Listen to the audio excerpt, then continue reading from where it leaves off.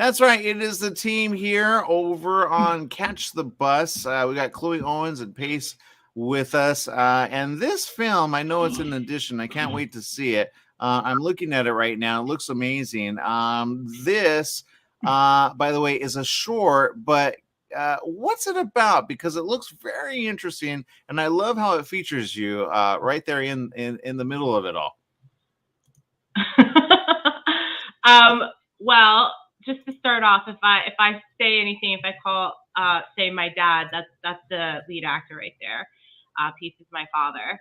So just so you know ahead of time when I start saying Nice. my dad. You're right. I don't know because I can't tell by the name. Yeah, Yeah, yeah, Peace Byron you is know, Chloe Owens' dad. Yeah. that's it. But yeah, Catch the Bus is a film I literally wrote to help. Like, I just wanted my dad to have something like really cool to showcase him, his talent, and it's just been such a like rewarding success coming right off the bat when we screened. People have just been saying that, well, I won't get into it, but the film itself is about prejudging someone. An older man goes in for an audition for a sportscaster role, and is sized up to be a no, and he has to win over a very irritable producer.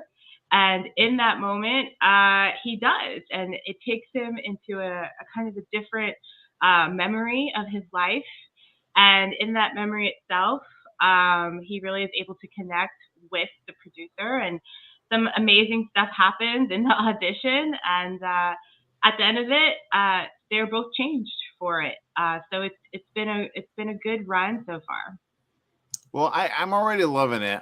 It looks fun. All right. And I got to say, when you do that and you do it in front of a green screen, it's hard whenever you go in front of a green screen. You never know what's behind you. Sometimes you see a monitor. What was that like putting this together, especially, in a way that makes like people go, you know what? I like it. And I like the story of where you're telling this because sometimes it's hard to get in front of a camera for the first time. It wasn't. I don't know.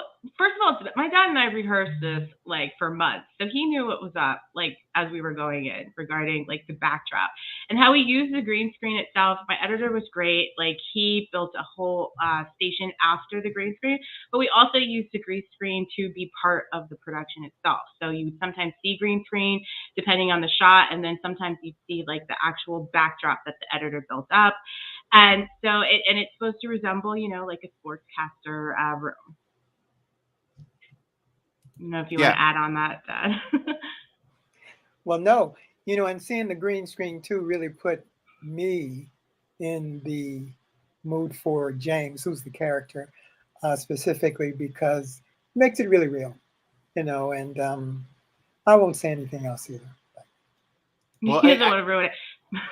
Well, you got to give a nod to it to be able to get people to want to see it, of course, and then you got to kind of like allude to it. I'll read what it says, and you alluded to it. It says James, an older gentleman, is the last audition as a sports anchor. However, he's initially sized up to be a no by the producer, and I'm not going to lie, a lot of people know that feeling, and it's a very difficult feeling to have to overcome. And that's kind of what it's about, but it's more, it looks like, and again, it's just someone looking from the outside in.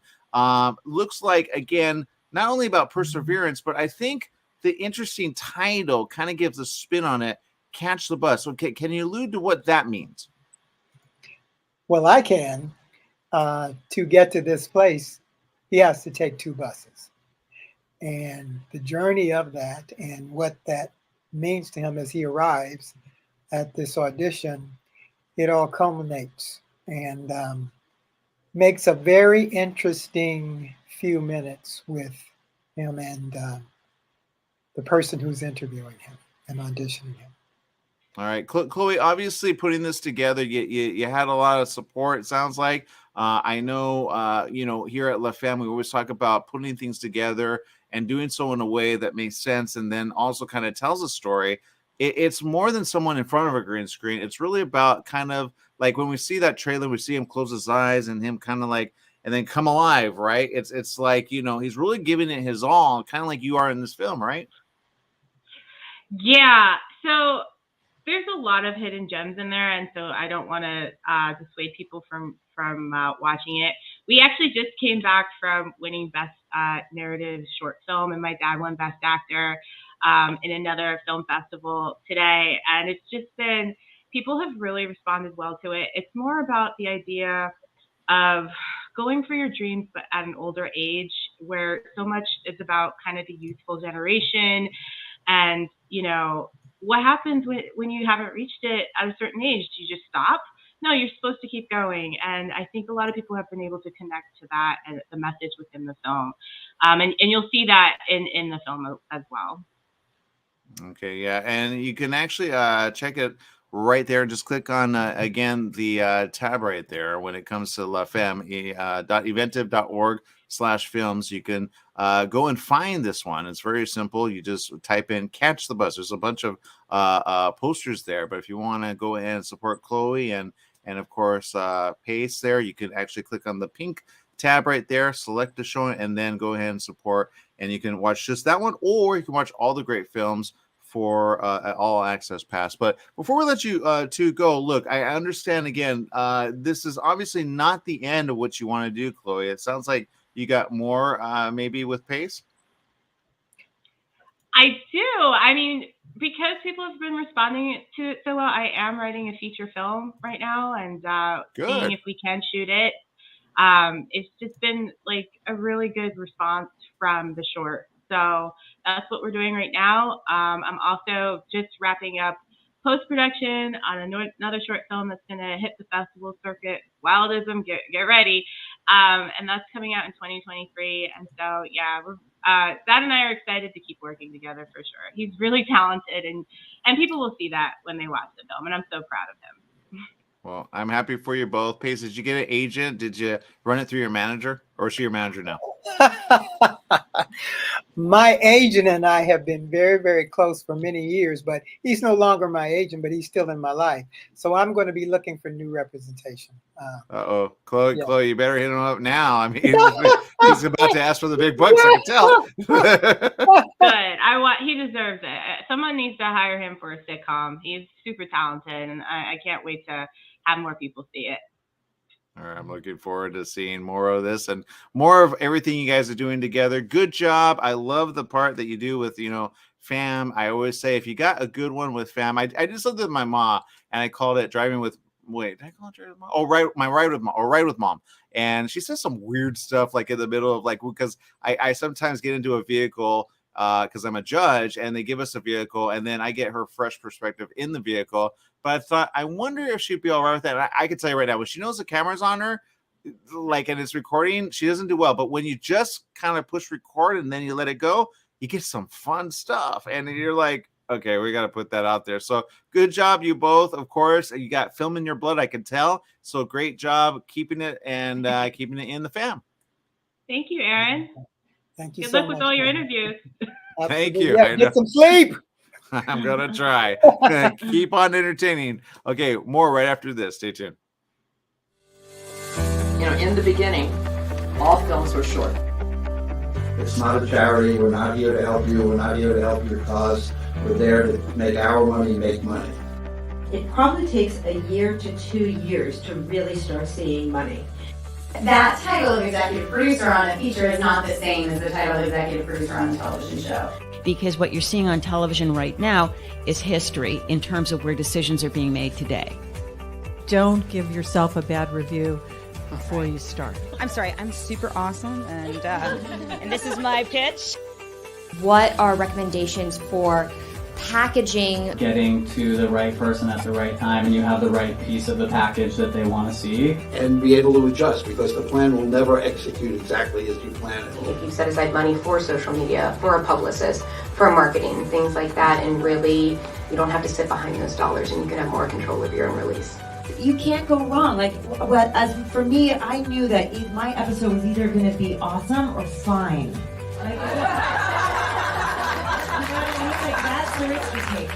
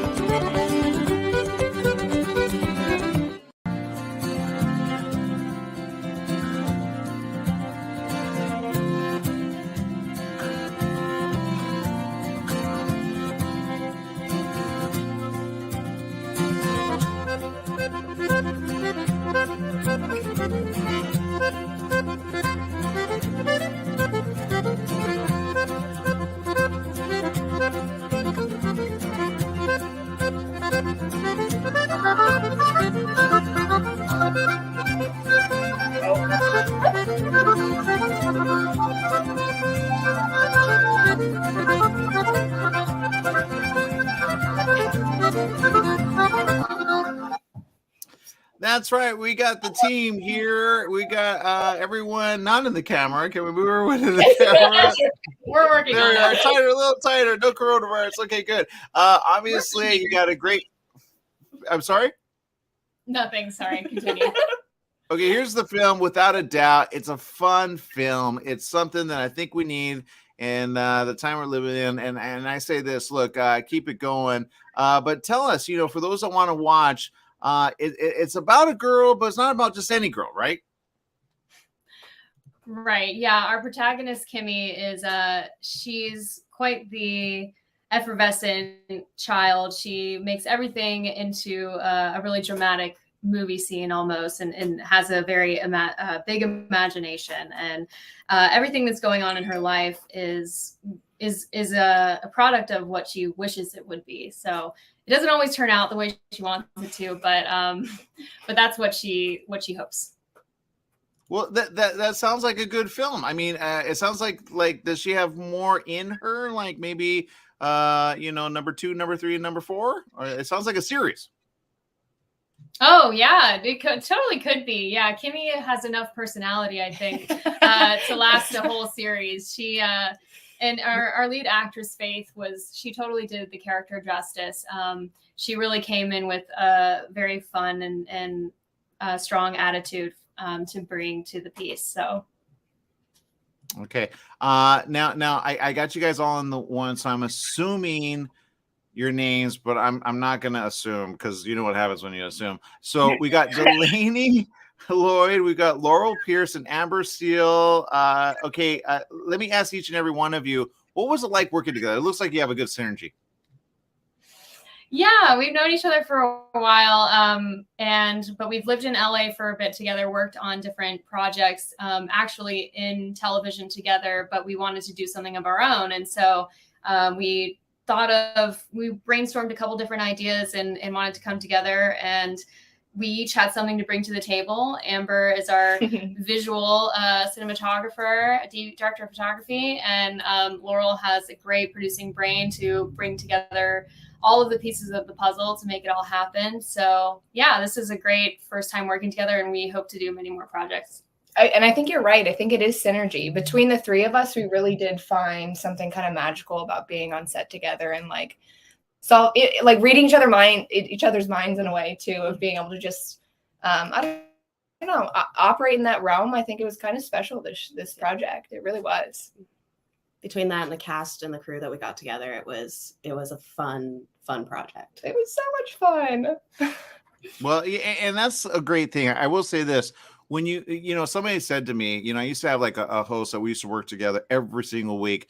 And if you don't get along, I mean, anything and everything that could like come at you is like, what do I do next? But if you get along with the people you work with, and sometimes you don't even consider work. I remember her saying to me always, she's like, just have fun. And I'm like, okay, but I'd stress out over like, I'm thinking the camera, I'm thinking the guests, I'm thinking the audio, I'm thinking all these things.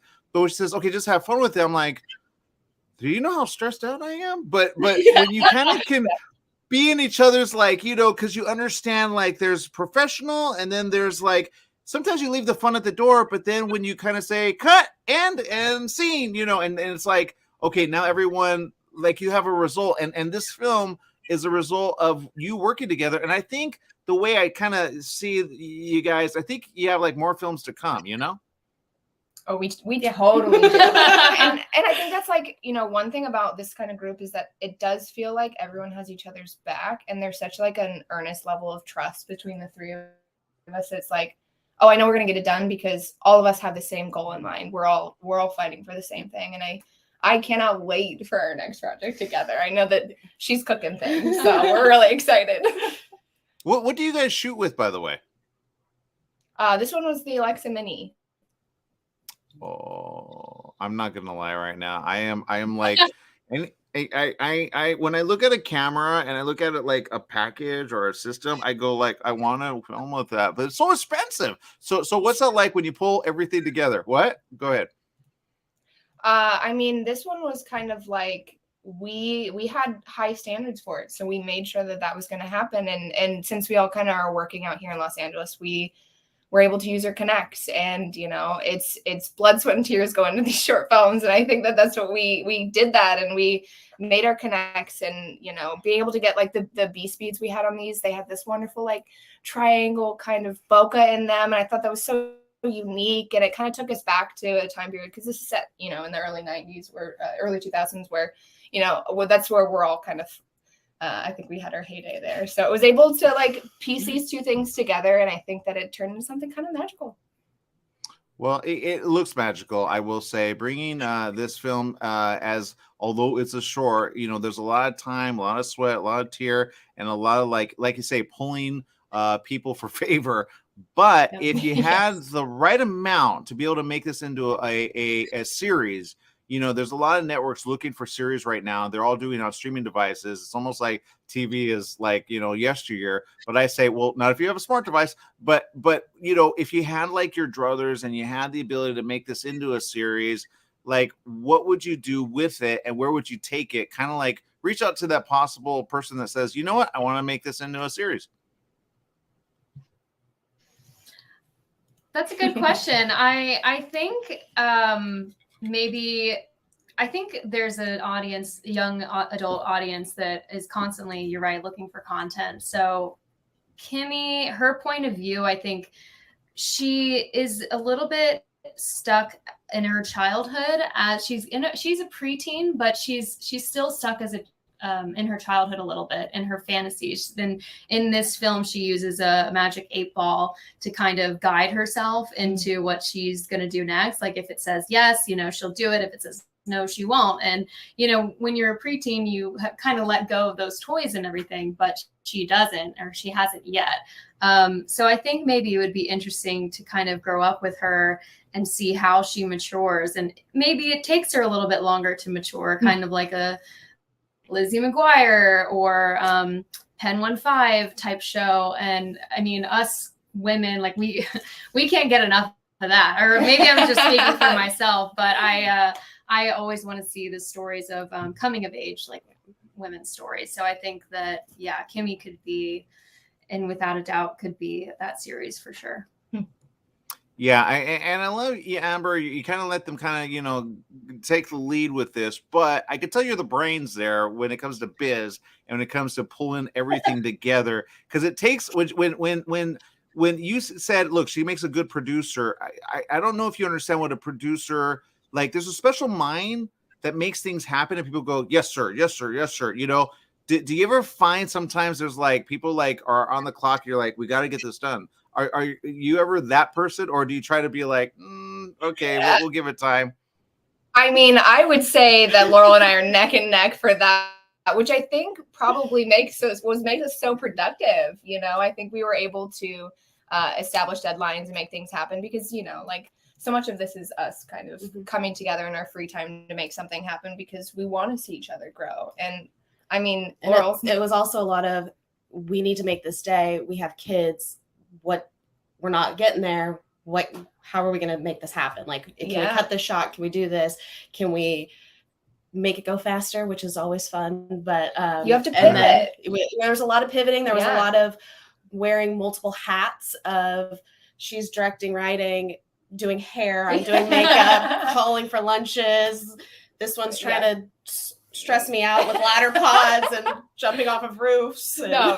No, we needed to get that high shot. It was worth it. I get it. And when you work together like this, I say keep it going. You guys remind me, and you might be a little offended by this, but I apologize. But the sister, what's that? It's the traveling pants or something like that. Sisterhood of Traveling Pants. Work out. No, it's great. That's not offensive. Not even a little. Oh, good. Okay, good. All right, because sometimes people get offended when I say. Maybe for other people, But that's what I mean. You got that thing, and I think you could even do a piece on that, maybe like in the 30s and the 40s with all of you, and then kind of like, and then at the end, like, you could cast someone else to be like your older self, and then you could be like, okay, what did we learn about these guys? You know what I mean? Sure, definitely. Yeah. Which is basically nothing. I feel like we find ways where one person might need a little extra help or lift up. We're really good at working and pivoting and bringing the best out of each other. So that's one of the things that made this project so much fun, was where I couldn't do something, Delaney was able to, or Amber could pull something. Like, we were all able to bring each other up and make it this magical project. The Yaya sisterhood of the Traveling Pants. That's what I like. The Yaya girls.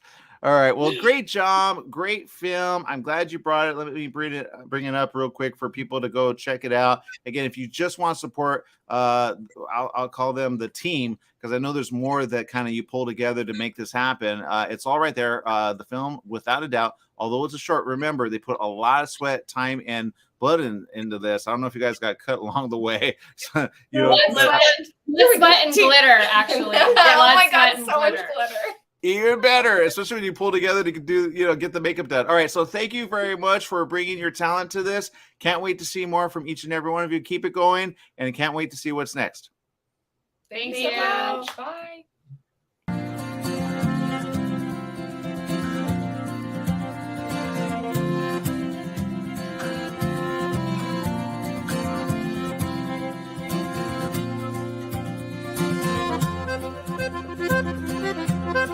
Thank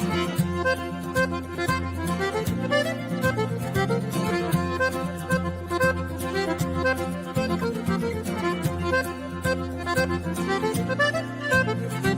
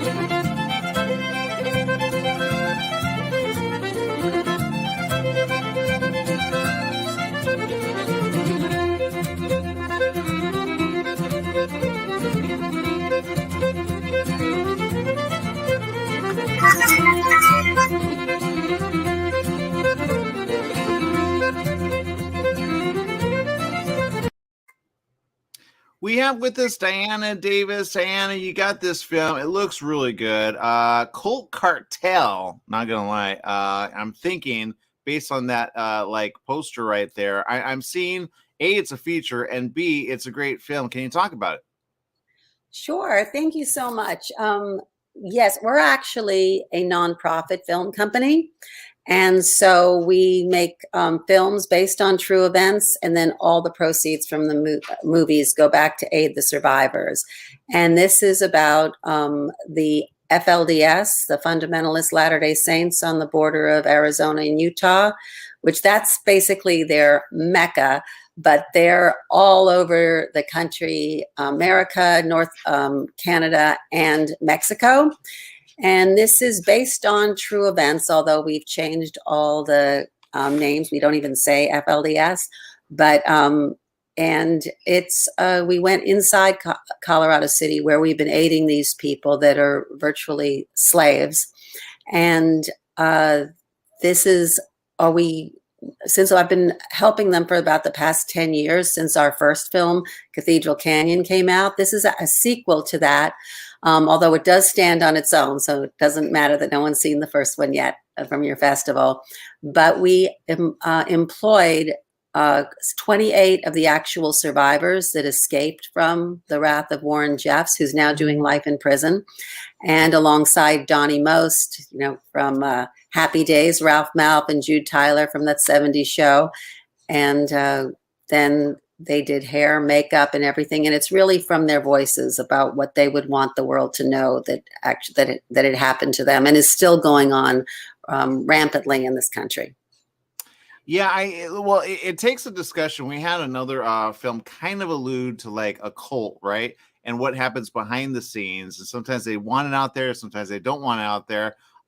This deals with some very interesting things in which, I got to say, when that person like got mad at those kids all of a sudden, I kind of like, whoa, like, can you allude to what you're saying in this film?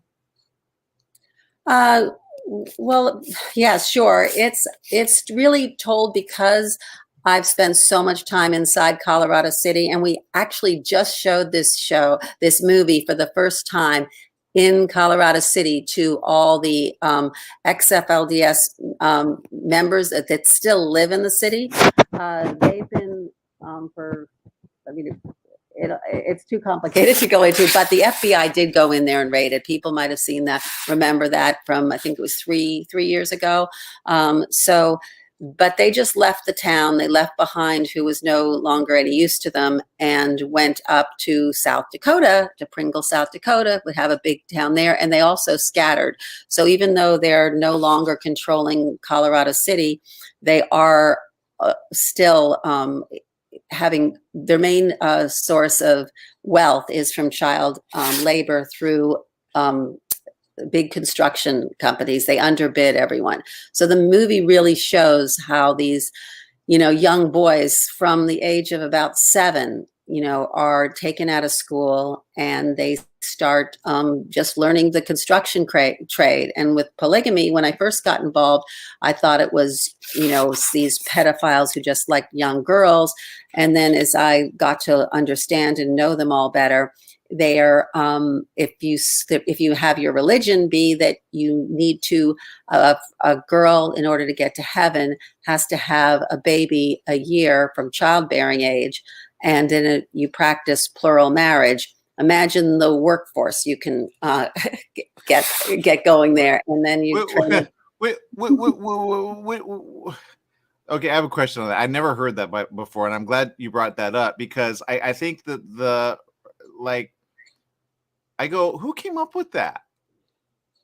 Well, in so many societies, when they need to increase the population, whether it's just, religious, groups that don't believe in birth control just because they want to have more supporters of the religion for whatever reason, it might be tithing or just to be a stronger unit with and then it could be for good reasons that they firmly believe that they're doing so much good that they want as many followers to have this joy that they have.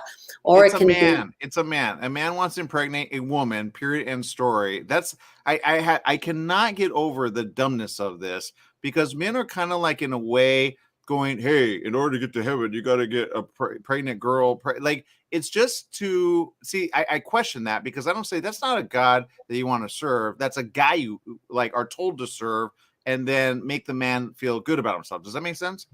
Yes, well, I really agreed when I first started, until I realized that these marriages were arranged. So these men were not picking out the girls that they wanted to impregnate. They were told that you're having this woman, whether you're attracted to them or not, and you better start having babies, and they don't belong to you. They belong to the church or the construction companies, and they're taken away from their families, and they start to work at around the age of 9. So you're just procreating for this so-called church in order for them to win construction bids from coast to coast. And you're making pedophiles. I'm sorry, I have to say this. I have a thing about this. You're making pedophiles like have a day not in a legal way, like, oh, it's under the guise of religion or faith. And I say that's not what the Father's about. If anything, he's like, hey, why don't you enjoy not being, especially at a young age? Because again, that's you bring up something important about age. I remember saying 13, 14, and 15-year-olds are in other countries sold in this way. But when you're saying, oh, this happens in the States, people are kind of like, huh? No, it doesn't. You're like, yes, it does. But if this happened like in your own backyard with a pedophile, like down the street of a school, you would be up in arms, I would think, or maybe not. I don't know what we're living with, you know what I mean? Like, yeah, the difference is that they're very smart. They breed from within. So that's the biggest problem that we've had, is people say, wait, are they going to come and take our kids, our young daughters? And no. They are breeding children like you breed cattle, as it's a line from the movie. And so people turn a blind eye, and they say, oh, they're just a bunch of crazy women in their prairie dresses that don't mind sharing their husbands, is like I had originally thought. And then when I found out about it, then I thought, okay, there are a bunch of, old men that are just pedophiles. But then when you realize they're taking 70, women, and sometimes they don't even, know who these women are. And it really is just like a puppy mill. So you do have your pedophiles that are, attracted to this. But then you have the other ones that are just, it's pure greed. Like, let's see how many kids I can have that go into, into this child labor. And it's manufacturing, and it's also crystal meth labs. And I mean, it's really, it's so widespread. So yes, they are obviously pedophiles, because what man would ever do that to some young woman unless they were incredibly sick? But then you also have the ones that are just so completely desensitized that women are like cattle. They just are there for breeding. And I and they always quote scripture, and I go, you think you're an Israelite? Even Israelites didn't do that. If anything, they would have probably put you to death by stoning you. So they've invented this religion that a man has to have 3 wives in order to get to heaven, and 5 to get to the higher level of heaven. So, and these men are just assigned these wives that they are forced to take care of, and then they're assigned another wife and another wife.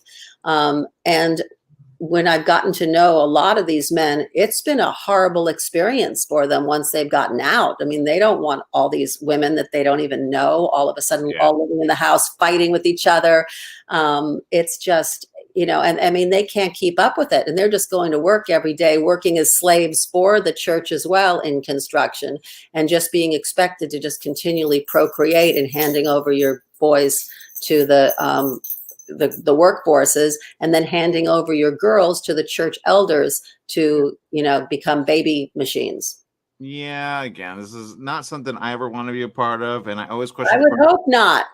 But but when we just showed it in Colorado City, one of our young men who's been with us, who we help. So what we do is once we show the movie, raise awareness, start raising money, and all the money goes back to get them education, get them jobs, get a lot of them, they end up on the streets. You do the math on it. There's just not enough women to go around for all the boys. So they start rebelling. They're, too charismatic. Out they go. So they're all living on the streets. So I got into it to help the girls, but now it's actually half and half, the boys. And all of them said that this is the closest of anything they've ever seen on the subject, to the being exactly as it is. And it's because they were script consultants. They wanted their story told. So this is from their point of view.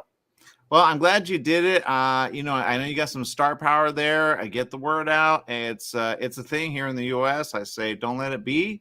And the ones that suffer really are the kids, because they really don't have a life. And I know, I go ahead. No, I say you're right. It's horrific. Yeah, and people underestimate how bad it is, and trust me, you don't want more than one girl, especially in this day and age, because it's expensive to pay for any just one. So be good with what you're doing. There it is, Cult Cartel. You can get it right now. We're out of time, unfortunately, but again, for people that want more info, where can they go? They can go to moviesmakingadifference.org. And we also have it just for a limited time available to be seen on the website, but hopefully they'll all come and buy tickets to your wonderful film festival. And we're just so honored to be at this particular one because it really is something everyone should know what's happening to women in our country. Actually, girls, not even women, girls. Yeah, get the word out. All right. Thank you so very much for spending time with us, and we'll see you around the corner. More after this. Stay tuned. Thank you so much, Aaron. In the beginning, all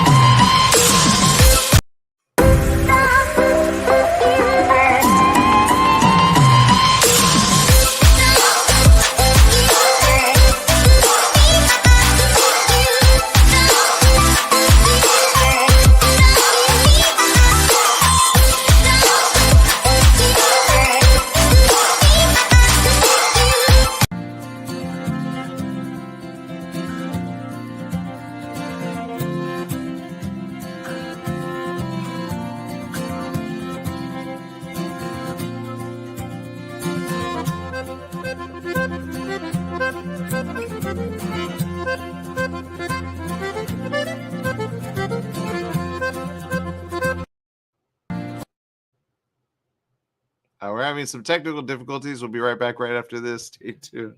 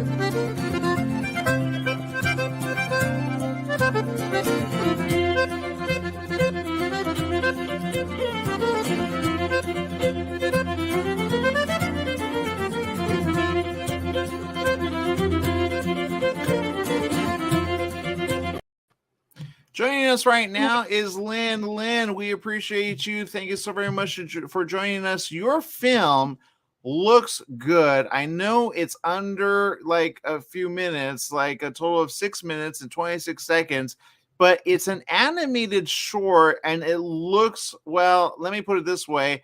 It's called Friendship and it looks fun. I'm not going to lie. What's it about?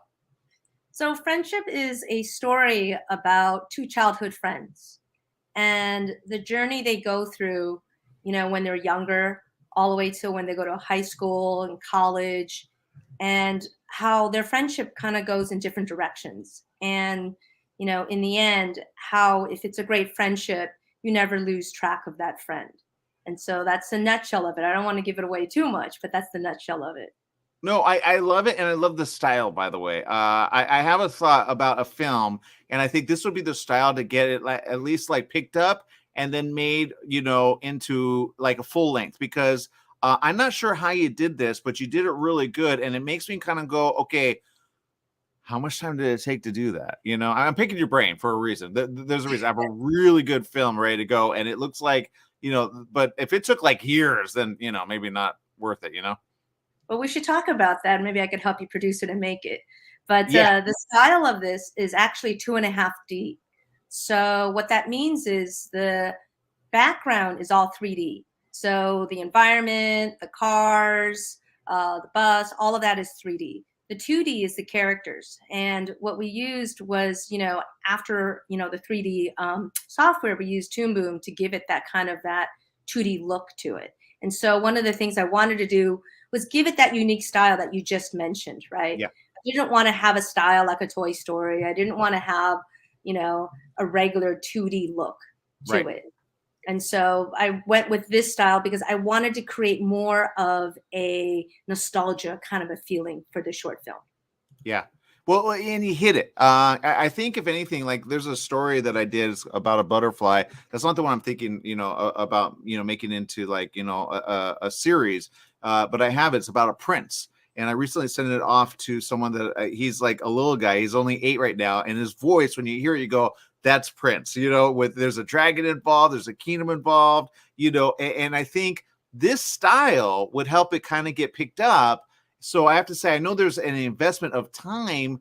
What is that like, especially for this? Obviously, you did this, and I think you got more coming, and you'll probably get so like busy, you'll be like, okay, I don't know what to do next. But do you have a team? Do you do it yourself? I found one lady that we interviewed yesterday, she learned herself because, her husband said, I think you should just learn it and then do it. And she's like, I'm never going to do it again. Probably because she did it all herself, Yeah, no, I did not do this all myself. There's no way I could have gotten it done. It'd probably still be, in development. This project started actually during the height of COVID when we were all in lockdown. And the idea started coming to me about friends and how some friends come into your life for a season. Some come in for a reason. And if you're really lucky, you get a small handful that lasts a lifetime. So that was the seed of the idea of friendship. And from there, after I wrote it, we sent out a test pilot for people to read the script. We got amazing feedback from it. We started the animatics. I hired, somebody to do the animatics, and then began to source for the animation team to do the production work of it. And then on top of that, I was also looking for the music composer to create the music for this short film. So we actually ended up hiring a live orchestra to create the final music for the background that you hear in, the entire short film. We probably did about 26 musical takes of different variations before we had the live orchestra come in for it. So I would say all in all, because of COVID and, because of the chaos of so much going on in the world at that time, this project took a little bit longer than anticipated. It was probably close to a year to get done for such a short. But again, it was just unexpected times with what was going on in the world. Well, I love that you did it this way. I keep saying to people, even though COVID hit and we're still here to tell the tale, it kind of showed people what they were able to do when it came to like, I'll give you an example. Like you could get a voiceover with somebody with a mic, you get them in a sound, studio if you need to. But I've talked to people that do like anime for Pokemon, and she goes into her closet and does a voiceover, and she could do it herself. Yeah. And then she sends that off to the person. They get that animated. So that person's working on maybe a storyboard idea, right? And then you could see it because you share like, either Zoom or Skype. You go, okay, let me see that. Okay, can I put that there? Or can I change this to that? And I love the style again because it's quick, it's simple, it's fast. And it's even like a good trailer for like books that, are like, I think like Harry Potter would have done good if they needed funds way back in the day to get made, So it's a good proof of concept of like a style that I think, good job getting a short out of it. I know it takes time, but it's something that I say you can use again and again. Unlike certain like line drawn art, You have to do page by page by page. These you can use again and again and again once you have them, right? Yes, that's correct. And this whole short film was done via virtual production, as you just mentioned. It was, spread across the world from Australia to Colombia to Asia, so even to Argentina, just because of the fact that with COVID we were all in lockdown. But one of the things I did want to show is what you could do from a remote production perspective in storytelling. Yep. Thank you for proving what I've been saying you can do when you're kind of forced to do it. And then you're like, hey, everybody can be safe at the same time. You just need a little funds to be able to pay the bills, the light, behind you, right? It doesn't pay itself, because some people have day jobs to support what they love, but sometimes they don't. And you like this, I wouldn't want you to work on something else because I don't know when I would get it. Sometimes you depend on people during, I know a lot of people depended during COVID on other people, but they had a day job, they have other jobs. So it's like, is it done? Is it done? Is it done? And then if you're calling a favor in, you really can't. That's why you kind of need at least a financial something. But if you have an idea, hey, I want to make a 3-minute short on this. I just need this clip, this clip, this clip, and this clip. And then I can show that to an investor. He'll say, okay, I get your idea. How much do you need? If you could get that made into a series, would you?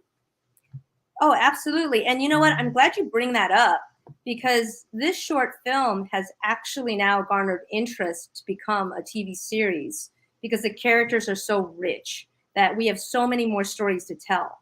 And so it is the seed of this short film that allowed investors, TV executives to see what this world is about. Who are these characters versus just a script?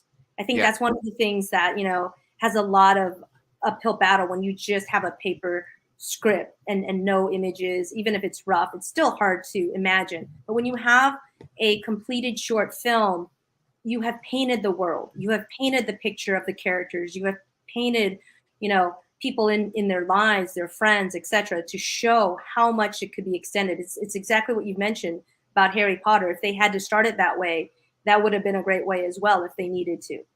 Yeah, exactly. It's a great proof of concept. And I think whatever you did to make it happen, that's why I keep showing it again and again. I'm not going to lie. People are going to get mad at me. They're like, you showed her trailer more than ours. What the heck? And I'm like, look, I got a reason. I got a storybook ready to go. It's a story. It's meant to be animated, but it could go film eventually. But sometimes the dollars aren't there for like a fantasy, and people wait all day long. And I say, look, get it into a comic form. Get it in. I'll give you an example. Keanu Reeves just did one.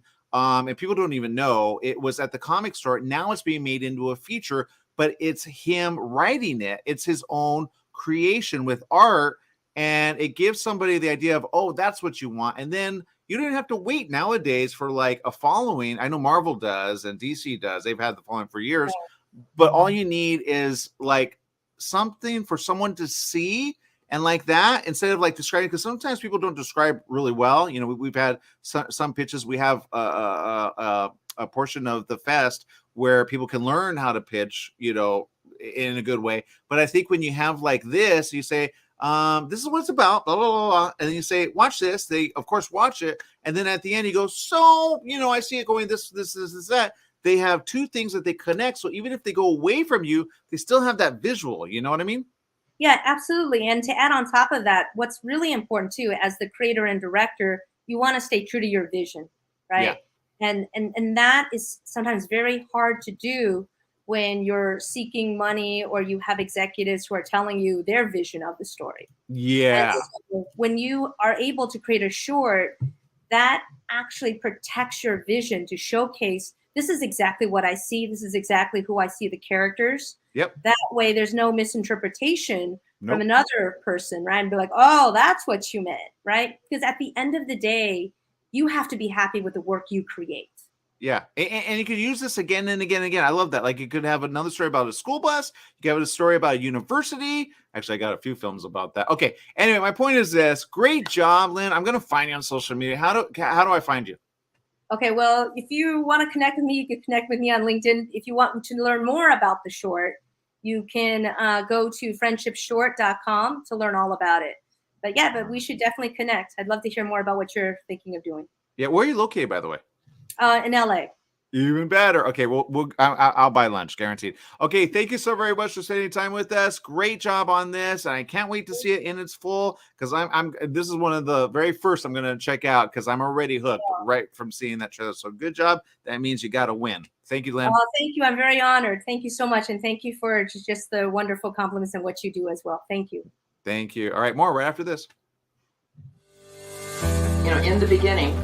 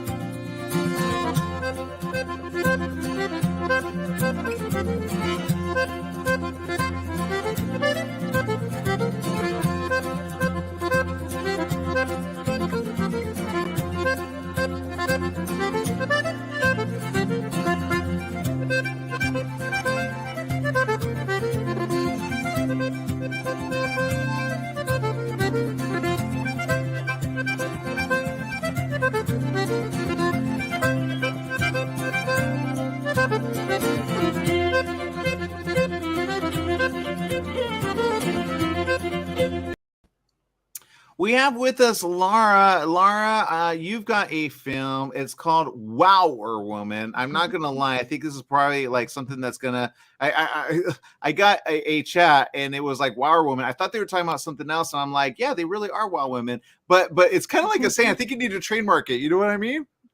Oh, that the idea did come up. So Wower Woman is obviously the inspiration is the power pose. Wower Woman is the story of a young girl, a quirky young girl who is depressed.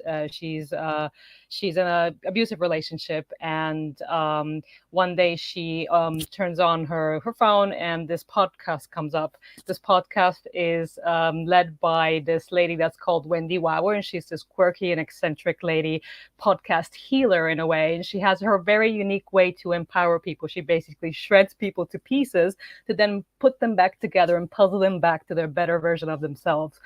Wower Woman, and she does that through this pose that she declares being a wower pose, and she has a sort of like a boot camp podcast. The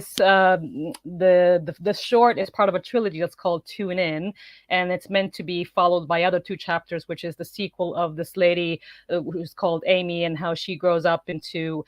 Obviously, I can't say actually what happens, but in any case, there are 3 chapters of her life until she becomes an older woman, and as well, the child that she is bearing also becomes part of the trilogy.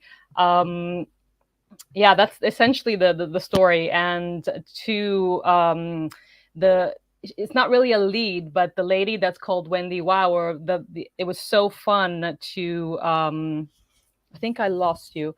No, I'm here. Oh, yeah, sorry. It was full so screen on you. All right. She was so fun to rehearse with the actor that did the voiceover that I basically decided to do an entire spin-off of the life and of Wendy Wower, how she became Wendy Wower and the struggles of her life until she sort of reached this role of this wonderful healer. This isn't intended as a short, this is intended as a movie. So I wrote a pitch. Hopefully it has a way to happen. Well, can I say something? I'm going to bring it up really quick because the way it's shot reminds me of something I used to like, and it was Pushing Daisies. I don't know if you ever saw that, and the style kind of reminds me of that, and it's done in such a way where it's like it could be episodic in a way where it's like you have different women, right? A bunch of them, right? Like 3, 4, 5, or 6, and each one is its own story of a woman kind of like hearing the broadcast for the very first time. You never see the woman, right? And then all of a sudden she changes her life, and then it like turns on a dime at the end, like almost like Twilight Zone-ish. You know what I mean? I mean, I might be going on a different tangent, but no, but you'd said something that was in the intention. So the trilogy that I sort of just wrote out my intention, I wanted the life of this character. I wanted her to grow in the trilogy, but the truth is I wanted each lady to represent a phase in life. So someone in the younger 25, then someone in their 40s, and then someone in their 80s. And I wanted this to be portrayed by different women characters, just to say that we're all unified by same story. It's an empowering women's story, and it's also kind of proving some of the struggles that we go through, including sometimes abusive relationships. So it doesn't have to be, it's under the umbrella of the idea of the growth of a woman, but this woman will change in each short. It's just to prove that it has universal language. Well, and I think if I can add like a thought, you know, I'm not doing credit. I don't do that. Although some people do. They're like, give me a credit. I say this, look, even if you have like a woman, okay, we had a couple talk about this, but it's getting away from a guy who keeps coming back again and again and again, right? She could even be kind of like maybe 30 or 40, right? But she goes back to a guy she had a kid with, but the guy is maybe not abusive, but he talks to her like in a way where it's like, are you kidding me? But she doesn't find her voice. And then she hears all of a sudden the broadcast and it pops up magically on the device, right? And she's like, what's that about? And she just says the right thing at the right time, almost like, hey, you, and we could pick a name out of the air like Alice or Carolyn. You need to get away from that guy. If you're ever gonna like, and then it goes to like a thought that she had when she was a kid. And then all of a sudden it goes like, but is that the life you're living? And then it goes like, you know, and then the guy comes in and she goes, she struggles to turn it off, but he's like, oh, turn that off, you know, this and that. So she secretly goes into like the, I don't know, into her bedroom, or kind of like she puts it back on like quietly, and then she puts it on, and then the you know, because it's a podcast, right? You could like continue. It's an addictive podcast. You think because Wendy is present, it almost feels like she's next to you, like this one of these like torturous boot camps that you would do from sport-wise, and you feel that she's always guessing where you are in time and space. And it's just this crazy podcast, and it comes in many forms. It could be on your phone. She could be playing in the sort of TV in the background. She's everywhere. And once Wendy has you under her wing, she will not let you go. She would eat live squid and jump off a bridge in order to just make you heal and be a better version of yourself. That's how crazy Wendy is. Yeah, and it's like every podcast happens to be tailored for that woman. Okay, stage 1, do this. Stage 2, do this. Stage 3, do this. Stage 4, is he trying to come back into your life? Stage 5, do this. And then like everything happens, she goes, oh, it's like a prophecy. You know what I mean? And it's just like, and then at the end of it, she finds a love. It's another guy, and that guy is like ripped, you know, he's got like abs of steel. And then she's like, oh, you know, and then she, you know, I don't know what you would do at the end, but I think it's something that you could kind of have fun with, and you could get to some people and they could be like, you know what, I identify with this, because I kid you not, I talk to women that go back to exes and I go, why do you go back? They like were the worst guy you ever talked about. They didn't support you. They took away like money from you because, you know, they said, oh, it's my business, not yours, even though they weren't in a, like, you know, there's a lot of partners that aren't in marriages, but then they have kids. Like I know one that had 3 kids, and he said, oh, that's my business. And it was like a lot of money, like $300,000 like a year, you know, is what he made. But he said, that is yours and this is mine, even though she helped him with it. And men are taking advantage of women like that. I have one where she like married a guy, he's an attorney, but he's not going to give her any money at the rate that, you know, like the divorce is like, I'm like, you're entitled to 50. But there's so many women that are like pressed, and it's almost like they're like kind of accepting that. And I think this Wower woman kind of pushes they need a Wendy Wower in their life. Everyone needs, ding, ding, ding. Yeah, everyone needs a Wendy Wower in their life. I love that. I would love it to become where Wendy Wower becomes for real something that can be followed on the socials, and it really, because I was speaking to the actor, and it never actually happened right now, at least not for now. I actually was speaking to him like, why don't we make Wendy Wower a real thing? And it's this logo, this thing that we listen to, and then you just create some social buzz. I don't know. I really want Wendy Wower to explode. You never see her face, Wendy, she's like Wendy, an angel. She's like an angel that drops in at the moment you need it. You know what I mean?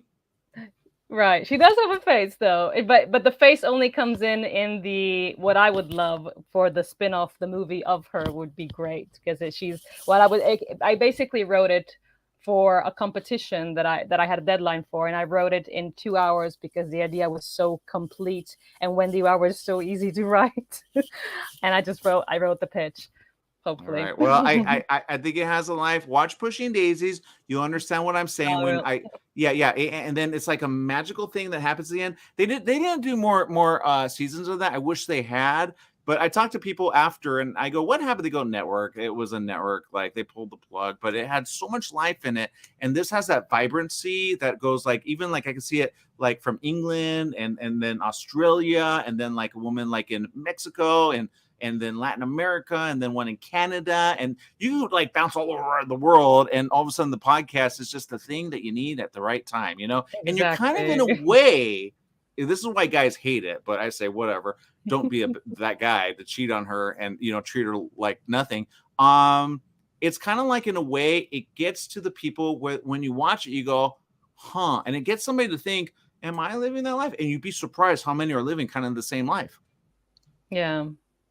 So it is on the comedy tone, but of course it's actually speaking to something that's out there that is not so pleasant, and experiences that I've also sort of spoken to people in their relationships. It's not a beautiful thing. It's not a beautiful world in that sense. So this is taking obviously a comedy note to it, but the idea was to empower women and make find your strength, Wendy get your strength. Yeah. And then what I say, hit them in the head with reasonability and common sense, but some people just don't have it. I don't know why. Mm-hmm. Laura, thank you for spending time with us here on La Femme. And again, thank you for contributing all of what you got there. It's right there. You can check it out. It's called Wower Woman. And I'm not going to lie, I'm glad we were able to put this in because I know yesterday you were kind of busy and you didn't get to join us. But I'm so sorry. I'm on a theater production and I completely missed it. So no, it's okay. But I'm sorry. Well, I'm glad we fit you in, and thanks to Adam behind the scenes who said, "Hey, we got to fit her in." So great job, Adam. Great job, team. Thank you so honestly, much. You're the last of our 2-day. Like I've run a marathon. I don't think I've done that many hours. I have a show. It's not it could be a actually it is a podcast.